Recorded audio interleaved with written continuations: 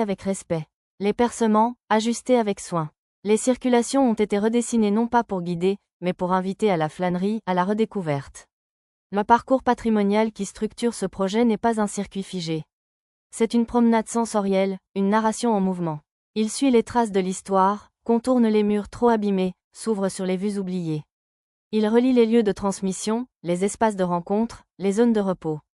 Ici, la pause est architecture. L'attente devient matière. Le silence est un langage. Les points d'arrêt du parcours racontent les différentes couches du Ksar, les anciennes zones d'habitation, les parties désertées, les lieux restaurés. Chaque étape révèle une facette du lieu, sa fragilité, sa résilience, sa beauté discrète.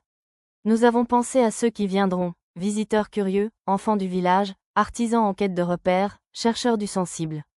Pour chacun, une lecture différente, une appropriation libre, une expérience intime.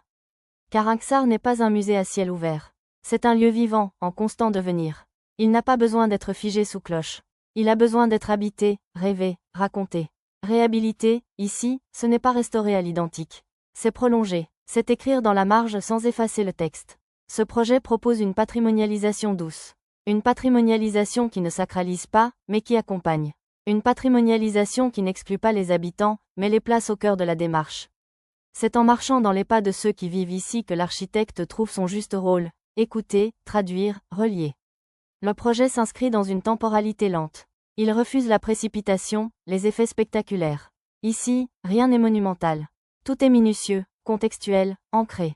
Le travail de conception a commencé par l'observation, lire les traces d'usure, entendre les récits oraux, comprendre le climat, la lumière, les matières. Puis, il s'est prolongé dans un travail d'échelle, de la grande structure aux détails invisibles. De la rue principale au seuil oublié. De l'ensemble bâti à la texture du sol. Ce n'est pas la pierre seule qui bâtit un lieu.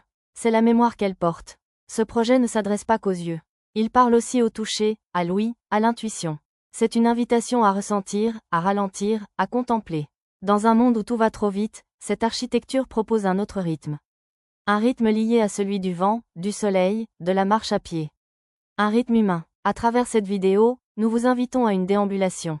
Ni documentaire, ni démonstration. Plutôt une traversée. Une rencontre avec une architecture qui murmure plutôt qu'elle ne crie. Et si ce projet a une ambition, ce n'est pas d'éblouir. C'est d'honorer. Honorer un lieu, des vies, une terre, une sagesse.